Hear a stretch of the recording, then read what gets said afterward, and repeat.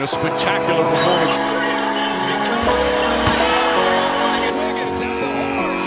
Curry from half court.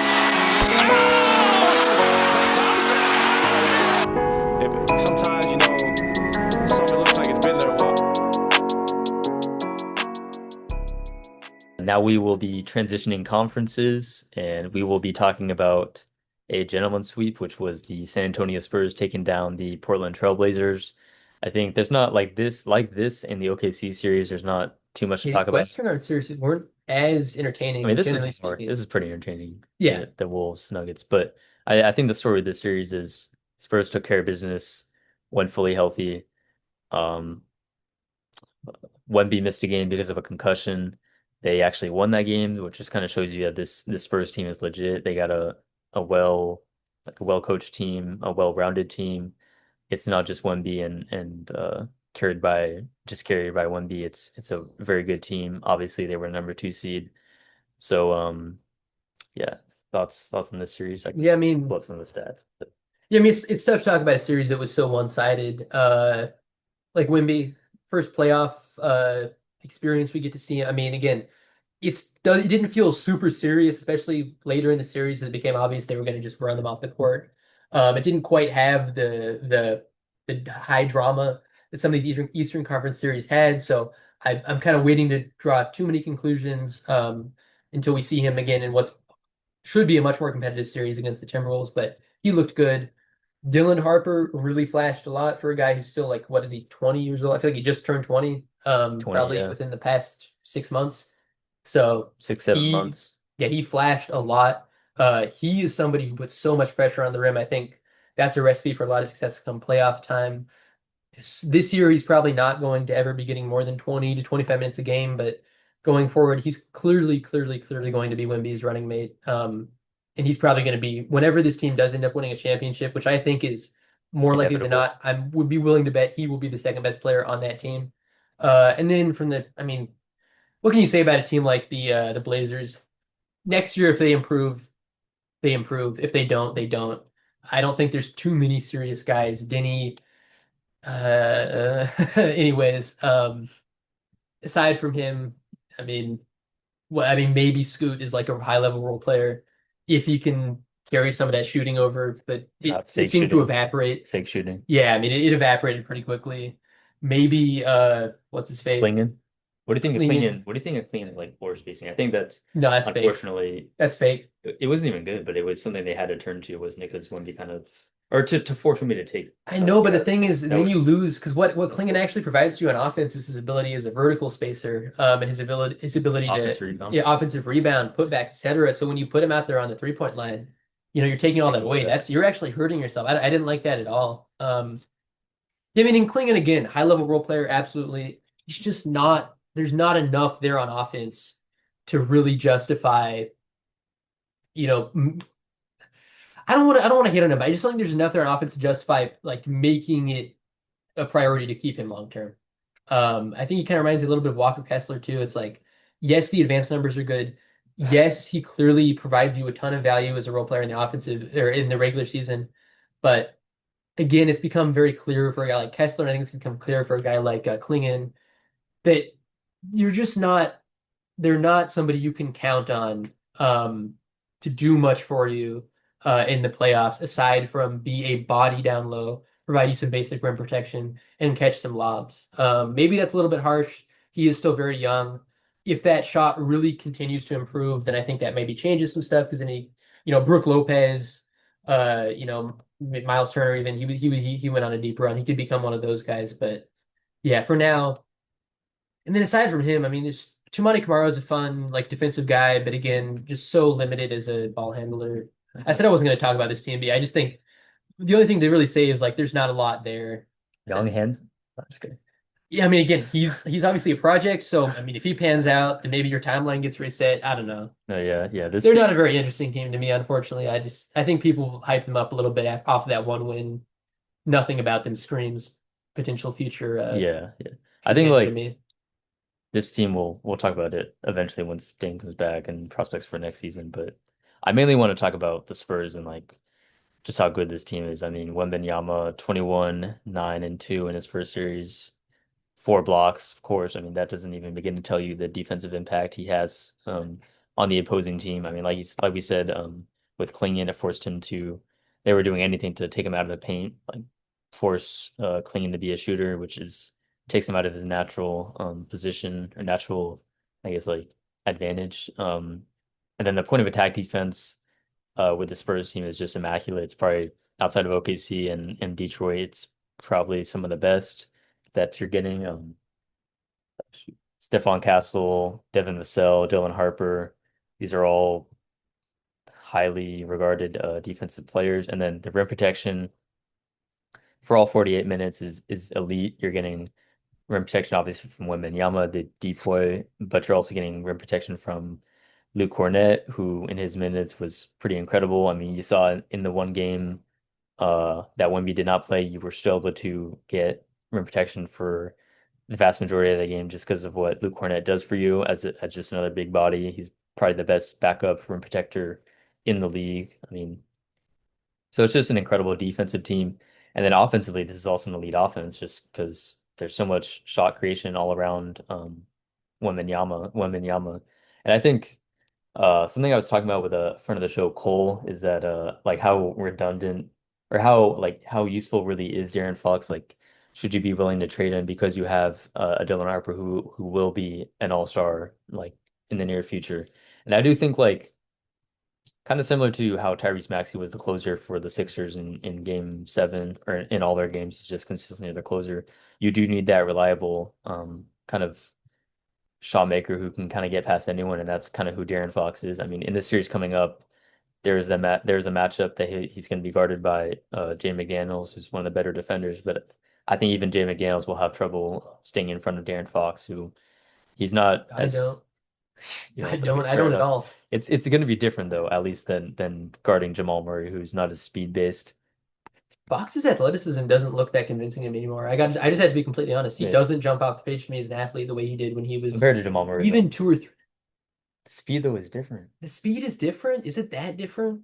I think so. I think it's going to be a difference. I think he's very much riding on reputation as far as an athlete. I think, but again, we'll see. But I mean, the thing with De'Aaron Fox though, that he does have, do not to take away from his entirely from his ability as a player currently, he does still have great vision. He's improved to some degree as a shooter. He's a very good decision maker. And his handle is still very elite. You just don't see him get stripped that much. You don't see him dribble the ball, off his feet. I'm trying to. I think I'm mostly thinking of Paolo. I'm having like PTSD flashbacks from that. But it's just some of these playoff teams have guys handling the ball consistently who don't kind of pass the eye test. De'Aaron Fox really does. He knows how to get to his spots, et cetera, et cetera. But again, as an athlete, I don't think it's just not the same. And I do think that is going to come back to really haunt them, if not in this upcoming series against the Timberwolves, certainly against Definitely against OKC. the Thunder. I mean, yeah, I think again, looking very far ahead, but just to put this out there, if they do end up playing against Thunder, I think De'Aaron Fox will have a slander-worthy series. But again, we'll have to wait. So does everyone though. We'll have to wait and see. I would expect that too, to be honest. But that, I mean, Jokic had a bad series against He last did. year, so Yeah. Hey, with Jokic, I mean, speaking of Jokic, he just had a bad series against their upcoming opponent, right? yeah. So I mean, I kind of want to talk about that. 'Cause, Yeah. man. moving on swiftly to the next series in the Western Conference, the Denver Nuggets took down the Timberwolves in 6. I'm gonna hand it over to Thomas to talk about. Wow, and it's Some of the funny trends. because Gobert and Jokic, these are both guys that I've maybe had somewhat of an agenda against in the past. As an Embiid guy, I've always been a little bit skeptical of the amount of praise that Nikola Jokic gets. Gobert just is an appreciator of aesthetic basketball. I've always hated on him a little bit, but in this series, it's clear which one of these guys got the upper hand, and it was Gobert. That one-on-one matchup, which is something that Jokic fans have made a lot. Like, I mean, I say Jokic. I mean, it's not like this, like shadowy just clique people. of people. Yeah, people generally have made a lot of Jokic dominating in the past. Gobert finally got his look back. He looked incredible. I mean, I could not believe how well he held up in one-on-one coverage on Jokic this series. And I think if under anything, 50%.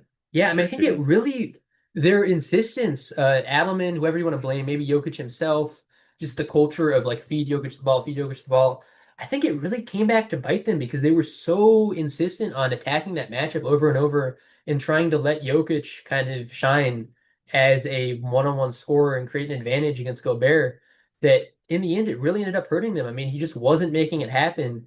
And the more that they kept going back to it, the more possessions they wasted trying to force something that just never ended up materializing. And I think that really did cost them the series.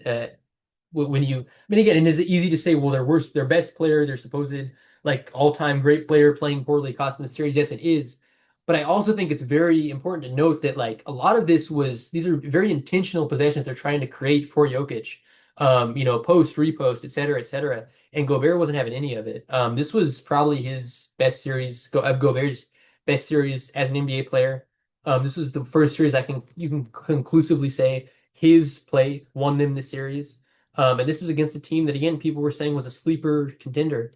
Uh, and the Wolves, I mean, I guess I'll let you talk about it, but I mean, so shorthanded to get it done. I mean, considering I've said this about a few series, but considering the situation, this has to be one of the more interesting upsets, one of the I think more in the first round, unforeseen this upsets. is the most major upset. Yeah. Like, at least. That Sixers Celtics See, even then, like when you take into the context of like Tatum missed a game, and Yeah. this Sixers team is a very good Sixers team. Like, Yeah. they're not a number 7 seed. Like in reality, it's a much more even matchup. This was Shout out Jaden McDaniels, but I mean, I'm sure you're going to Shout out- talk about it, but yeah. Yeah, I mean, when you look at the availability of guys, I mean, I can go down the list. I mean, Dante tore his Achilles.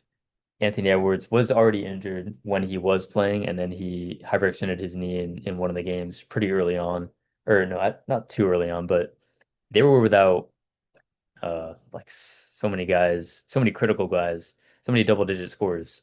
Ayo Dosunmu had 40 in one of the games, and then they were without him in game 6. So I think just the collective of this Minnesota, I think the superpower with this Minnesota team is the collective. Like it's not just one guy. As great as Ant and Gobert are, like they are. Actually, I kind of take that back. That it's not just one guy because those two guys are super impactful. But you go down the roster: Julius Randle, Jaden McDaniels, uh, Ayo Dosunmu, Gobert himself, Naz Reid. Trying to think of other guys. Mike Conley, kind of. I mean, not too much, but Yeah, in I mean, some limited minutes. you know what's incredible is that if you had told me, okay, so the Timberwolves managed to pull it out with Anthony Edwards and Dante DiVincenzo being injured for most of the series, my first thought would have been, well, Randall must have come alive. But he had a pretty mediocre series, and he yes. still got it done somehow. I mean, that's incredible. Yeah. Sorry. I think like for me, like the two shouts you got to give if you're going to give it to anyone, and you can go down the roster. I mean, you get great contributions. Shoot, I missed a guy. I want to. Oh, shoot, what's his name? God, this is one of the best, most deep teams I think when you think of like all the teams in the NBA. Yeah, Jay McDaniels turned into a superstar in that game 7 and 35. It was getting downhill. I mean, that's the thing is when you're down guys, you got to be ambitious with like what your capabilities are. And I mean, Jay McDaniels just kind of realized the moment and took advantage of going downhill at that poor rim protection, and he really just exposed the flaws in this Denver team. I think that's like my favorite thing about the playoffs is that you realize your weaknesses are going to get exposed, whatever they are, and that's for the Denver Nuggets. That's their point of attack defense, and that's their rim protection. I mean, people always say like with Jokic, he's got good hands, but yeah, their rim protection on this team is just straight booty. So I mean, can't really say much about that rim protection. Yeah, Jay McDaniels getting into the paint. Jalen Clark is Terrence Shannon Jr. is the guy I wanted to shout out in that game 7 or game 6. I think another thing with this team is just athleticism. A guy like Terrence Shannon Jr. just able to step in and just based on athleticism, he's just like I said, getting ambitious. You just get downhill and there's no resistance from this Denver defense. He walked them down that game 7. Exactly. He looked like I'm trying to think of a good example. Lonnie Walker. No, it was like classic for Warriors fans. He almost looked like anomaly game from us. Anyway, almost looked like a Franz Wagner type of where he's just like by creating all of this penetration, towards the rim, he's opening up all this other stuff for the offense. I mean, this is a guy who got like 5 minutes a game in the regular season. I mean, I don't think he was playing in their regular season rotation unless multiple guys were hurt. and he looked confident. He looked calm, cool, collected. I don't think he turned the ball over that much. Yeah, I mean, he was kind of the straw that stirs the drink. Yeah. I mean, this is a game 7. I mean, this isn't. I mean, really, it was an inexplicable outcome. I think when you consider all of the moving parts that went into this series. Yeah, yeah. I think that's the way to describe it is just the Denver Nuggets not really meeting with any intensity. And I guess like if this was a regular season game, there's these injuries to the Minnesota Timberwolves. You could say it's a trap game, but no, this is the playoffs. You just got to have that mindset that you got to kill your opponent and not have any mercy. And the Denver Nuggets were certainly capable of winning this game, and they just did not bring it. I think Jamal Murray was pretty poor as well. I mean, it's unfortunate because a lot of what you're going to talk about with, I guess, retooling with this Denver team is building around those two, and unfortunately, that's a tough thing to do. I think they're bound to be a great, like a surefire playoff team as long as they have those two, but come playoffs, it's kind of shown that Jamal Murray is playoff riser only in reputation, and in the past few seasons, he's been pretty underwhelming. I mean, he still gets the volume. I think that's something you have to know with like analyzing a certain player's stats is a lot of the time if they're a star, they're able to get the volume because they're gonna have the ball in their hands. This is the playoffs, your minutes go up, you're gonna get the volume. But you have to look at how they're getting it and the other ways they impact the game. And Jamal Murray was not able to have kind of an impactful game, unfortunately. I mean, turnovers were pretty bad, put in a torture chamber by Jaden McDaniels. I mean, like he said during the or actually the point I was going to bring up didn't really have to do with Jimmy Daniels' defense, but yeah, I mean Jamal Murray, it's a tough playoff series for him. Kind of the past few seasons have since the title, it's been a pretty tough watch. Unfortunately, it's weird because he had his best regular season. Like when Jokic was out, he was asked to do a lot to carry their offense, and he was able to, but just in the playoffs, it did not transfer really. I mean, you can kind of tell maybe he's losing some athleticism, Yeah, and the point of attack is just it's not even like it's a tough draw with Minnesota. Like every team in the West has great point of attack. OKC, San Antonio. So it was a matter of time with how when with them getting exposed. Whether even if they got past the Timberwolves, they would have faced the uh shoot, who would the they? Spurs. Yeah, the Spurs. They were going to get exposed anyways eventually. So I guess better earlier than ever with Jamal Murray. I think that's my thing with him is that I'm kind of out on them being. I think the contention window has closed for the Denver Nuggets. 100%. Yeah. I don't really care what they do around Jamal Murray and Nikola Jokic. That unfortunately is the problem. Is those two as great as they are offensively, I they're mean, gonna. it's speaking of getting exposed, like what did Jay McDaniel say in that interview? He There's said no. they're all bad defenders. Yep, exactly. I mean, you look up and down that roster, is there a single guy that you're like, oh yeah, throw him on a star and he's just Absolutely gonna not. turn off the tap? Yeah, No, no. absolutely not. And I think like even if you do bring in some like a great defender or you find a good defender in the draft, the fundamental issue of having two non-plus defenders at the core of what you do just is kind of it's a recipe for failure, Yeah. unfortunately. Like whether or not they're a top four seed going forward, like I think that's kind of a guarantee. Like they give you a great regular season floor with how good their offense is, but defensively in the playoffs, the screws tighten and certain players just their production does not continue. They did miss Peyton Watson, I will say that, because he would have probably That's been true. their best And point of attack of option. course, Aaron Gordon. They were without Aaron. True. He played. Did he play at least one game in this series? No, he did. He definitely did. But Because I was about to say, but I don't. I want to make sure I'm not hallucinating this. I want to say he didn't play that well in the games that he did play. he only played 3 games in this series. But and I mean that is a pair like I'll be honest, like that is a fair point to point out, but I do think like with that said, just having 2 weak points like that Yeah. as a formula for what you do is just it's a recipe for failure. And I do think the title window is closed as great of a duo as they are, all-time duo. That title run that they did in 2023 was magical. That was legit. Great competition, but I do think the window is closed. They just need to be so good offensively. And the Yeah. second that it drops off a little bit, yeah, I mean, yeah, you see what the results are. Yeah. And I don't want to say Jokic has regressed, but I mean, I'll say it. yeah, fair enough. I mean, the reality is we've seen him bully Rudy Gobert before. I mean, I think so how that's do a you matter of explain the fact that he wasn't able to do it now? I think it's a matter of Gobert just getting a little better I at guess, but guarding. Gobert is, I mean, he's older than Jokic is by a fair bit. I mean, Yeah. if anybody's at the point where they should be declining, it's Rudy, and yet Rudy looked I better mean, than ever. Rudy has gotten better like at guarding in space in the past like couple Yeah, of years. So I mean, maybe they have to retire the anti-Rudy agenda. they should anything defensive. You can say anything about his offensive game, but Yeah. defensively he's pretty spectacular. I'm trying to think of any other. I guess yeah, Jaden McDaniels we should harp on. We already kind of did, but incredible, kind of taken on a brunt of the offensive load. I mean, I mean, hitting pull-up mid-range shots yeah, consistently. yeah. It should be said that this Denver defense is not nothing to, go what is it like? Nothing to write home Yeah, about, as right. they say. Nothing to Yeah. write home about. But yeah, so take with a grain of salt, the like any of these guys popping off offensively, but it is a stain on the Denver Nuggets that they were not able to get this done against a very, very, very injured Minnesota defense. This is I don't know if you knew, but this is something they pulled up in the broadcast. This is the first time, not just a series, but just in the game without Io, Dante, and that a team won without like missing three double-digit scores. So that just kind of goes to show you that Yeah. just the defense really put the clamps on the Denver offense, and they were not able to defend anything on the Minnesota end. Moving on to kind of a series we probably shouldn't even talk about. If the Rockets pulled off the 3-0 comeback, that'd be kind of like a footnote. But like, yeah, this Lakers Rockets series, it's Might have been between the two worst teams in the playoffs.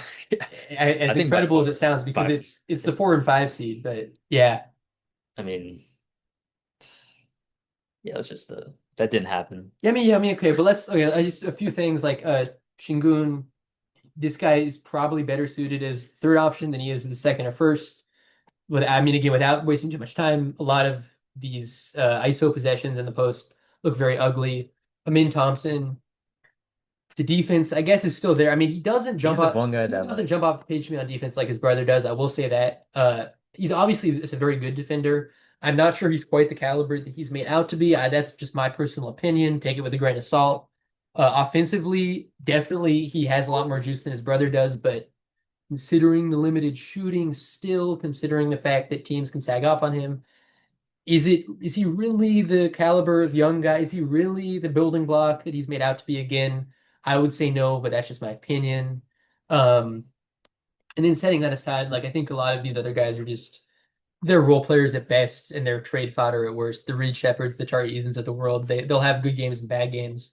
There's not a single even the Jabari Smith Juniors of the world. There's really not a single other guy in the roster that I'd consider worthy of being a quote unquote piece moving forward. And Katie's gone, right? Like I think we're all on the same page with that. So not a ton to talk about with this Rockets team. We'll see what they can do around them in Thompson and Shingun. But you're probably going to need another KD-like acquisition if you want people to take you seriously this next season. You do have KD as a trade piece now, so because he seems checked out. Yeah. So then from the Lakers perspective, I mean, Shout out LeBron. Shout out I Bronny. won't say I can't bring myself to say it. I just can't. But I mean, Bro, he was the best player I can't. at age 41 in the series. Shout out Austin Reeves, what he really contributed. I mean, the last few games of that series. I mean, you could tell they really needed him to come alive, and he did. He answered the call. So many series. Dang. Oh man, dominating kind of had Yeah, a shout out. He drank the crank juice. So kind shout of out. had a decent series. Yeah. That's the problem is this Lakers. It's just full of guys that I've hated on for so long. You know, I feel like Marcus I'm Smart kind of too. helpless Marcus to Smart. Marcus Smart. I've always been a big Marcus Smart guy. People, I know he's a flopper, blah blah blah. He's somebody he's the court vision has always been there. He kind of his handle can be like spotty, hit or miss, but I think generally you trust him to handle the ball, even against playoff pressure. I mean, he's a winning player. He's always on these teams that win a lot of games. He's always on these teams that outperform, overperform. That's something I always look at for like is this a serious player? Marcus Smart is a very serious player because again, his teams have consistently outperformed when he's on the court. So shout out him. I mean, Luke Kennard won them a game single-handedly. couple games. I mean, Couple games, the first yeah. few games, then he cooled off. But I mean, shooters, they can always come alive. We saw it with Buddy Hield against Houston Shut up. last year. I mean, guys who, I mean, you'll swear up and down like, oh, they're going to shoot us out of game, blah, blah, blah. But when they do come alive, oh man, it can be a sight to behold. Yeah, I mean, obviously LeBron, this was a very, what I'm guessing will be his send off this season because I doubt they'll get further than 4 games this next series. But I mean, I guess we'll wait and see. OKC in 3 against the Lakers. Yeah, I mean, it was a fun little send off. Maybe to his playoff career because we don't really know where he's going to be. Well, he's this going to be on season. the Warriors next season. Okay, yeah. So, Anyways, Finals career. I mean, I doubt he'll end up going to a team that isn't a lock for the playoffs. But yeah, I I mean, just don't think there's much to talk about, right? yeah. I mean, I do want to. I'll just say props to LeBron for being best player on a team that won a playoff series and at age 41.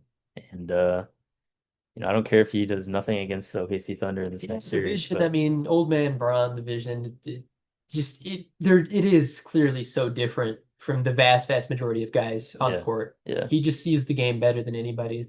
yeah, And that's so valuable, especially in a series where nobody can make a fucking shot. It's so valuable Yeah. when you can create like easy opportunities to the rim and stuff like that. Like, yeah. yeah. Everyone, Anyways, do not watch the series. You will hate basketball and you will never watch basketball. So do not watch anything from the series. It was a playoff series from hell. Moving swiftly on to the final series that we're going to recap and review. The Oklahoma City Thunder took on the Phoenix Suns. Could have been the Warriors. Would have been a different story if it was the Warriors. No, I'm just kidding. OKC, not surprisingly, took care of business, 1-4. I don't really think we don't have to spend too much time on this series. Similar to the Spurs series, you kind of expected the outcome. Shea had an awesome series as he does. Uh, yeah, I think obviously, do you want to touch on anything? I guess maybe we could put Devin Booker into some mock trades. That's really the only. Yeah, I mean, this is a fun little year for the Suns. I mean, they kind of accomplished their mission, retooling around him, and gave him maybe what could be his last experience in the playoffs in a Suns uniform for a while. If they do decide to run it back, I mean, I guess good for them, but I don't think that would be a smart move. I think you really are at the point now for them where you just got to blow it up. I mean, you have a lot of value sitting on your roster now. You have Dylan Brooks. You have Jalen Green, who maybe some team could talk themselves into. You obviously had Devin Booker, who's clearly on the decline. I think that's pretty universally understood at this point, but is still very, very, very valuable as a floor spacer. Very valuable, probably more so as a second option type guy Yeah. for a contending team, but still as a shot creator. You have these younger guys like Colin Gillespie, Grayson Allen, both of whom, Royce O'Neal, Right, not a yeah. younger guy, but We're just all of naming these. guys. Just naming guys at this point. These are all guys you could get value for in a trade. So if I Yeah. was, if I personally knew the Suns GM, I would be telling him, brother, you got to blow it up at this point. Yeah. But anyways, yeah. I think the only thing to like against OKC in the first round for the time being is just going to be a sweep. We can pencil that in. I guess props to the Suns for having a surprise season. Like nobody thought they were going to get this far, or make the playoffs. Made the playoffs, unfortunately, face OKC in the first round, and yeah, that's wraps. I think like we can kind of transition, I guess, over to positing for the future series. They're all now set. It's going to be Sixers, Knicks, Cavs, Pistons, Spurs, Wolves, and Thunder, Lakers. I think we can talk about start with the Western Conference this time. I think the only thing of major concern for I think the J-Dub injury is just going to be kind of a footnote until the Western Conference Finals when it might actually matter. But yeah, I do have the Thunder taking out the Lakers in 4, pretty convincingly. I mean, I hope LeBron can try to get one in there, but probably not. But not too Yeah. much to say. I mean, obviously, right? Yeah, yeah. Moving on to the Spurs Timberwolves. This one's like a little more interesting. I think lesser tier contender in terms of the Spurs. What is Ant's status? That's the question, right? I think he's potentially can come back for a game like 5 if he goes that far, 5 or 6. It's a hyperextension of the knee. Dante's out for sure. Io should be good for game 1. This series starts tomorrow. Anthony Edwards might be back for game 1. of the Timberwolves series That's against the not happening. Spurs. I don't think so. I mean, but he's a warrior though. He's the guy he would play through it. I don't think he should. I mean, I think what the Wolves should do is, try to get one early Cleared for and on-court then activities. I don't know. It obviously could be a smoke screen, probably is, but I don't. And he's the kind of guy who would try to play through it. I So mean, they will need him if they want a chance to win this series. I will say like this series, like I said, with the compared to the Lakers OKC, this series is much more competitive than even without Ant. I think there's not a chance that the Wolves will win the series against the Spurs without Ant, but I think it's going to be competitive regardless. Like it's these teams are just the Wolves are just much better, much more better of a team than the Lakers are. They're a competent NBA team, so this has the potential to go kind of long even without Ant. I think it'll go five without Ant, honestly. yeah, And then even with Ant, it goes six or seven. But I do think the Spurs will ultimately pull it out. That's just my opinion. I think Gobert's going to give Wemby a little bit of trouble. Obviously, the rim protection against Klingon was actually kind of comparable, but I mean, Wemby's or Gobert's a different beast compared to Klingon. I So mean, I think you're maybe underselling it. I mean, he's Gobert is fresh off of a again great a series. dominant performance against a guy who a lot of people would have said is the best player in the world and certainly the best big in the world. I Yeah, mean, that could be, I think, an interesting matchup. storyline. I mean, I did if actually. and Wembanyama, I mean, let's face it, incredible, incredible, incredible defensive player. Obviously, also a great offensive player. I don't necessarily trust him to go one-on-one consistently Maybe that's with a player of Gobert's let me caliber. reframe like how I kind of put it. I do think that it's going to give Gobert trouble in that he'll have to come out of the paint where he's most valuable, where all bigs are most Of valuable, course. is roaming in the paint. I think Wemby's a better floor spacer than Kling. The shot is just a little bit more scary from Wemby from the perimeter. So I think that's going to give guys like Dylan Harper, Vassell, Fox, most certainly a better runway to get to the basket. Now that's something another critical matchup is Jay McDaniels on De'Aaron Fox. Like how does that matchup play out over the course of the series? Does Fox get the better of him? Because I think it's a completely different matchup than Jamal Murray. Not that Jay McDaniels can't hold up, but I just think it's fair to point out that the speed and just overall athleticism compared to Jamal is much different. I mean, Jamal's his whole game is coming off screens, and getting the catch. So I think it's different with Fox. It's going to be a different matchup. So, but ultimately, I do still have the Spurs pulling it out. Just better team, better rim protection, Yeah, I mean, better I'll be offense. completely honest. I don't think they have a. I don't I'm think they have a Randall guard. I don't think this person have anyone that can hold him. Randall was not very impressive though, and that I don't know if that matters too much. I think you throw like Keldon on him, and it's like, okay, go ahead. That is the You know, matchup. it's like, okay, yeah, take those like 14-footer like turnaround and stuff, and see if you can be efficient with them. Um, with that being said, though, I feel like I'm actually much more optimistic for the not because of Randall, but because of everything else. I think Jaden McDaniels is going to really give De'Aaron Fox hell.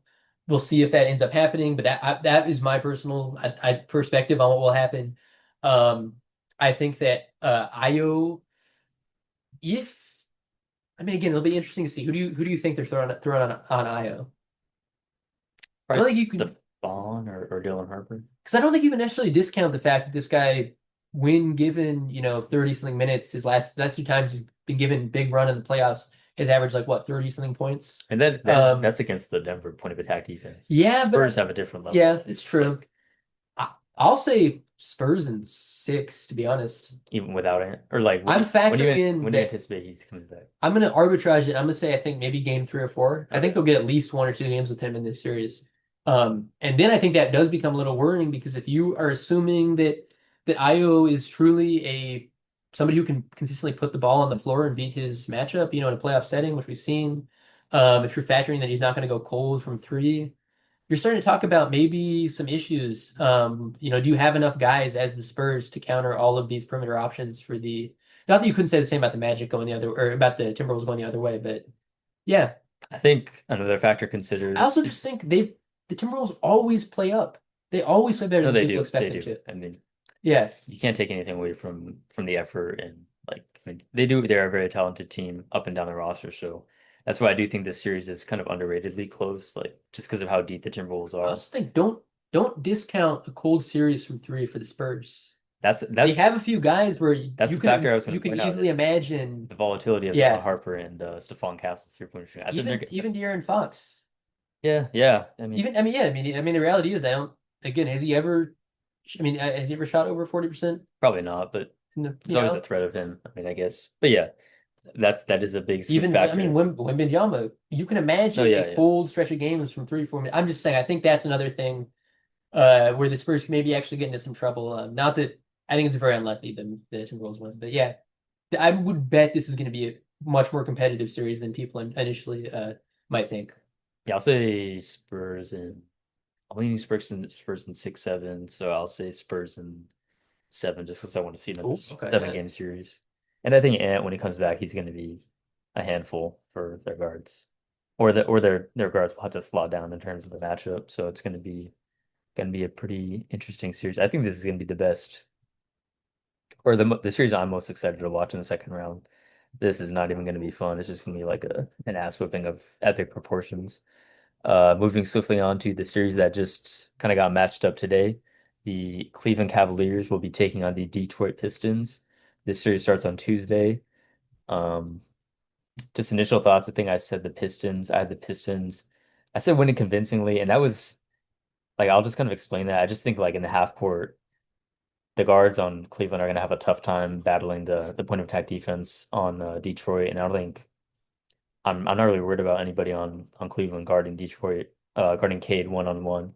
You could say that the issues that the Detroit offense had against the Magic will show their face again. The lack of spacing, the lack of a second option around Cade, but I just think there are more mismatches on this Cavaliers team. They're gonna get a bunch of switches on Harden and Mitchell and just force them to guard Cade one-on-one, and I think Cade's gonna win that matchup. On the other end, I think you got all plus defenders outside of Duncan Robinson, so I think it's gonna be pretty tough for this Cavaliers offense to get going. Now you could have said the same thing about this Raptors, but I think the rim protection with the Pistons just a different level. So convincingly, I'll still say Detroit in 5. Detroit in 5. I really yeah. So you know what's I was thinking crazy? 5 or 6. So coming like I've made like my bracket before the playoffs, and I had this matchup because I had the Pistons. I think most people probably would have. I had the Pistons winning. I Yeah. had the Cavs winning, and at the time I had said Cavs in 6. And it's kind of crazy that you say Pistons in 5 because if anything, I was thinking after watching those two series, I was thinking I might move it down to Cavs in 5. I what did the Pistons show you I think I think offensively I think just Cade that showed me that he's the real deal. He's so in such a hellish matchup.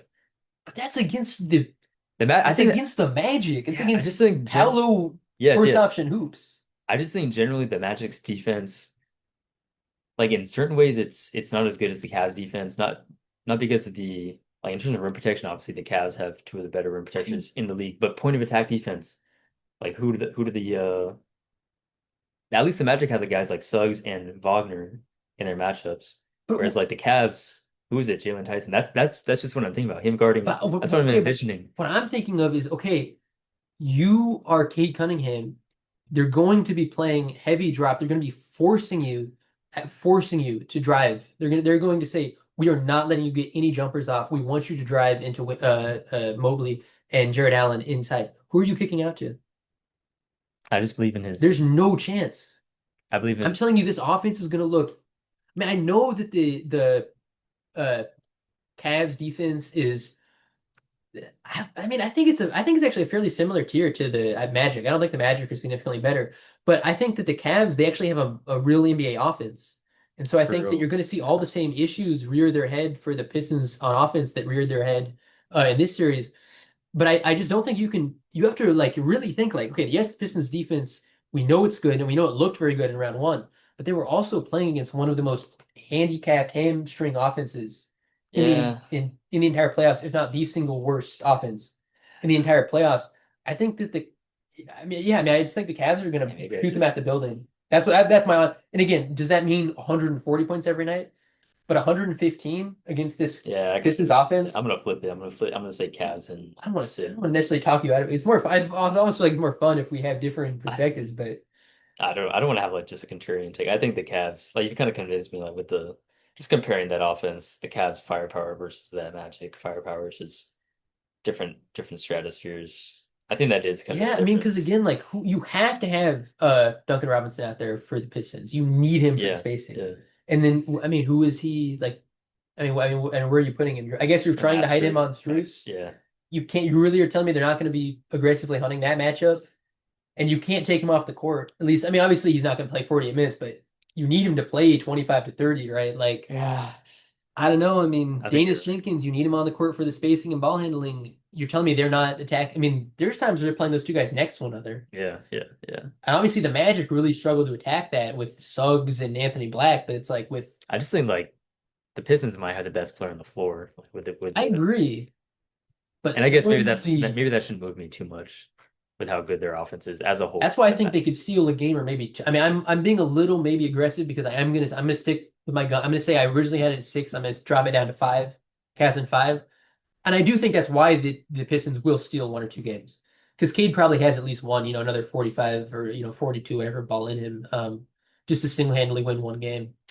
But Yeah, I think you're right. Just the spacing it's just that the Pistons do not I think the have. Pistons are gonna get out talented. I think that 4, 2 to 5, Yeah, it's not comparable. I think I'm overrating how much the defense really matters just because of the lack of spacing with a lot of these guys, and then the rim protection of the Cavs is just next level. So yeah, I will go Yeah. Cavs in 6. I'll still go a little more. I'll give a little more. We'll have different opinions, or ever so slightly. Same outcome. Yeah. Yeah, Cavs in 6, Cavs in 5. Moving on to this last series, it's the Philadelphia 76ers versus the New York Knicks. I'm looking forward to the series just because I think it's going to be two two healthy teams. I mean, I guess two healthy, competent teams. I mean, that's kind of hard to come by in these playoffs, but we're gonna get it hopefully for at least half the series that Embiid's healthy. I'm gonna say Sixers in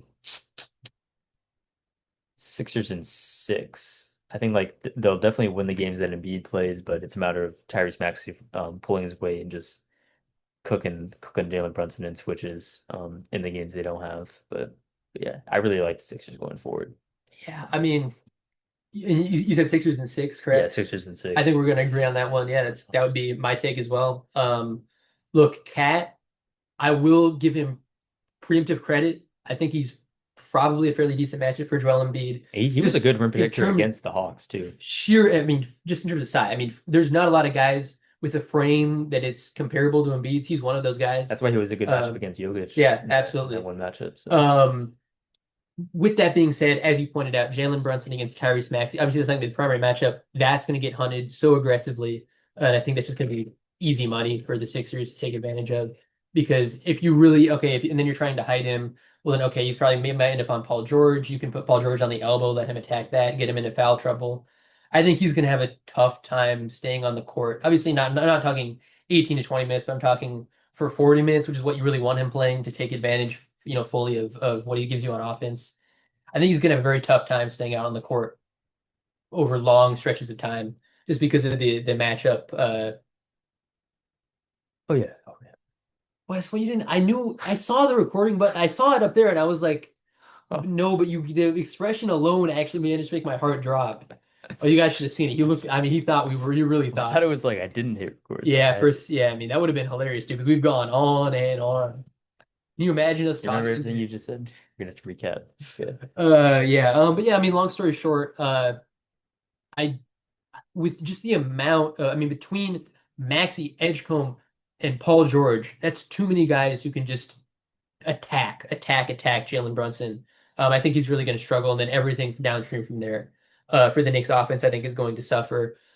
Cat, I know there's definitely some Cat truthers who say Cat first option hoops is actually like the Knicks' I best. see him having a good series against Sis. I don't. And beat in deep drop. I think Cat's just gonna keep spraying from outside. We've seen Cat shoot his teams out of playoff series. Yeah, though, that's true, before. He's too. not.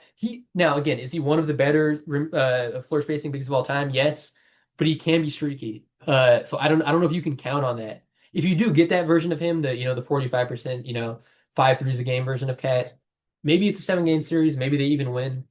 But I'm still leaning with Sixers in 6. It will be again OG coming off A great one of his series. best series as an NBA player. Uh, maybe that is another thing to look at. I don't know if the Sixers. I mean, actually, Oubre. Now I think about it, you stick Oubre on him. I mean, again, is Oubre like is he Dennis Rodman? No, but You he just need definitely someone to chase him. physically he has everything that you need to counter what OG Anunoby does. So I think that's a pretty decent. And there's nobody you can really hunt aside from Maxi, who's a better defender than people give him credit for. The Sixers don't have people you can hunt. Yeah, That's yeah, another very valuable thing. yeah. Because even Embiid, I mean, obviously switch, on the perimeter, yes, like you can take advantage of it, but at least the Celtics, who were supposedly an elite team, didn't seem very able Shot to. themselves out of series. I think Yeah. like as with any series, the spot up shooting. I think with this team, it's even more critical with shooting holding up. Guys like Paul George, VJ continuing to shoot as well as they did in the first round. I think it's critical to the Sixers' offensive formula working. Because that's what Embiid's gonna do. He's gonna drill you down low and then pass it out to shooters. So you gotta have guys that can knock down shots, obviously. But yeah, I Oh, think wait, that's yeah. one last thing. Cat, notorious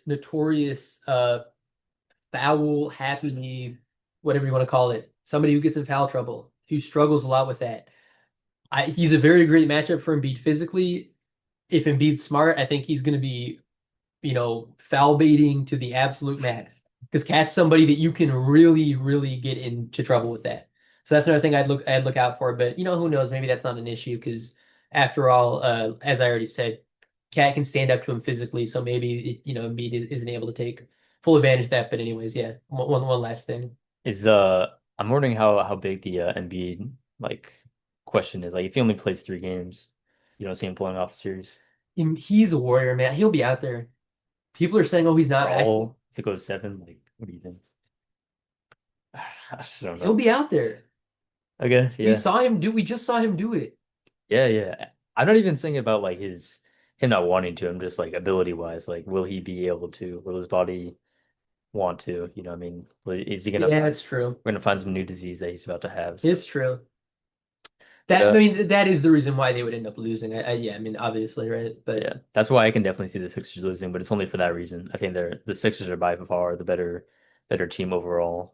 Um, but yeah, that recaps the first round and gives our predictions for the second round. Let's just quickly go around and say exactly what we just said. So I said Sixers in 6. I think you said I agree. Sixers in 6. I said Cavs in 6. You said Cavs in 5. Here I said Spurs in 7. Spurs in 7. That's what I said. Now, I said Spurs in 6, Spurs in which is 6. interesting because I feel like I was more complimentary of the Timberwolves than you were. But I get, Yeah, yeah, we'll yeah. see. But and then of course you don't have to mention OKC and Get out the C brooms. in 5, LeBron. Get out the broom. That's a sweep. Yeah, yeah. OKC in 4 for both of us. And yeah, that does it all for this series. Maybe we do like a mid second round episode, but more likely than not, it will be a second round match, a second round recap the next time we record in about 2 weeks or so, more likely than not. Give or But take. we'll see. You know us, we're not consistent with letting you guys know when, but it'll happen eventually. You just got to keep your eye out. And yeah, thank you guys for listening, and we will see you guys next time.